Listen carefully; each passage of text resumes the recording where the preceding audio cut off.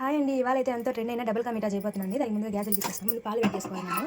పాలు వేడి చేసుకోవాలి. ఒక పక్క వేడి అవుతూ ఉంటాయి. పాలు వేడి చేసుకున్నామంటే లోపల మనం బ్రెడ్ కట్ చేసుకుందామండి. డబుల్ కా మీఠాకి బ్రెడ్తోనే కదా చేసేది. బ్రెడ్ అయితే సైడ్ ఇలా కట్ చేసుకోవాలండి.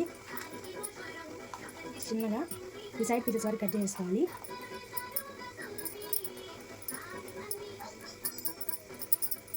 ఇలా కట్ చేసిన తర్వాత ఇలా చిన్న చిన్న పీసెస్గా కట్ చేసుకోవాలండి. కట్ చేసిన తర్వాత ఇట్లా ఇంకా చిన్న పీసెస్గా కట్ చేసుకోవాలి. మీకు ఏ షేప్ కావాలంటే ఆ షేప్ కట్ చేసుకోవచ్చండి. ఇప్పుడు పాలు అయితే పొంగిపోయండి, ఆపేసుకున్నాము. అయితే స్టవ్ వెలిగించేసుకోవాలండి. తర్వాత బాణీ పెట్టుకోవాలి.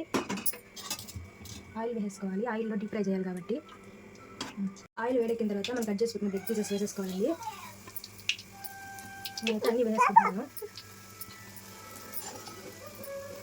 ఇలా కలిపెట్టుకోవాలి. మనం సిమ్లో పెట్టుకోవాలి, లేదంటే మాడిపోతాయి.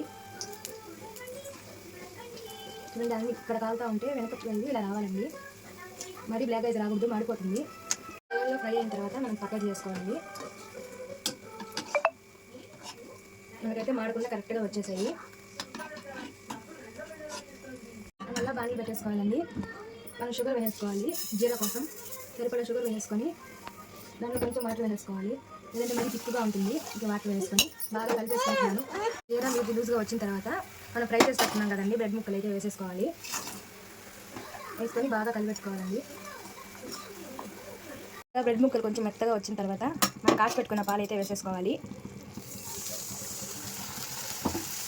వేసుకొని బాగా కలుపుకోవాలండి. గట్టిగా కదిపితే బ్రెడ్ ముక్కలు విరిగిపోతాయి. ఇలా పాలు పోసినప్పుడు ఇలా కొంచెం ఉడుకుతున్నాగానే మనం ఫ్రై చేసి పెట్టుకున్న డ్రై ఫ్రూట్స్ అయితే వేసేసుకోవాలి. నేను నా దగ్గర ఉన్న డ్రై ఫ్రూట్స్ వేసేస్తున్నానండి.